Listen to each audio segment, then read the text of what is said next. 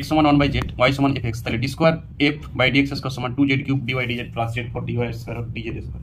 এই অঙ্কটা ক্লাস 12 আগে তোমার পড়তে, এখন সেমিস্টার ফ্যাশনে দিবে, তো এইভাবে দিবে কে জানে। এইটা পুরাটা দিয়ে দিবে, দেখবে কোন একটা এইটা জাম্প করে দিয়েছে, ড্যাশ করে দিয়েছে, এটা এবিসিডি অপশন বের।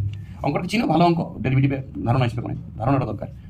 দেখো x সমান 1/z, তাহলে তুমি এটাকে z সমান 1/x করে নাও, x এর সাপেক্ষে ডেরিভেটিভ করো, সাপেক্ষেটা বোঝার চেষ্টা করো। এটা x এর সাপেক্ষে ডেরিভেটিভ করো, উল্টাই, তাহলে বলো কত হবে? dz বাই dx সমান কত? আমি তো 1/x এর ডেরিভেটিভ বলেছি, ডাইরেক্টলি লিখবি -1/x স্কয়ার। 1/x এর ডেরিভেটিভের আমার জন্য আমি সূত্র করে নিই -1/x স্কয়ার, অত ভাবার দরকার নেই। এই সূত্রটা মাথায় রেখে চিরজীবন, 1/x এর ডেরিভেটিভ -1/x স্কয়ার মুখস্থ করবে, এর সূত্র হইবে। ঠিক আছে, তাহলে এটা এক নম্বর দেওয়া থাকে, বাস এটাকে এখন ঢাকা দিয়ে রেখে দাও।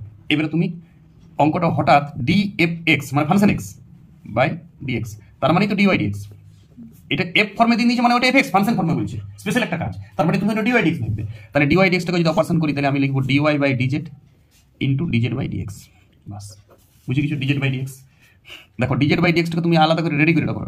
1/x সমান তো z, তাহলে -z স্কয়ার বুঝাতে পারো, বাস dz বাই dx টা নিয়ে কোনো আলোচনা করো না তুমি।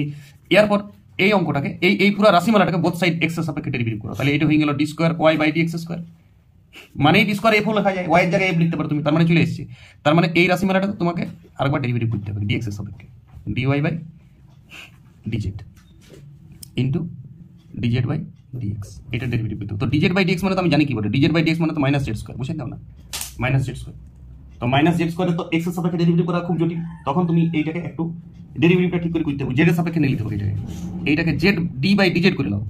d বাই dz যখনই করবে dy dz থাকছে, মাইনাসটা বাইর করে দাও, -z স্কয়ার থাকছে। আর তাহলে তোমাকে এখানে একটা dz বাই dx লাগাইতে হবে, বুঝতে পারছো না পাচ্ছো?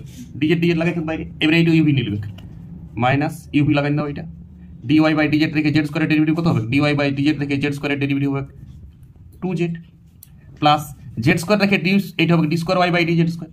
আর বাইরে dz বাই dx এর মান বুঝাই দাও, dz বাই dx এর মান আমার ভাজা আছে -z স্কয়ার, বুঝাই দাও।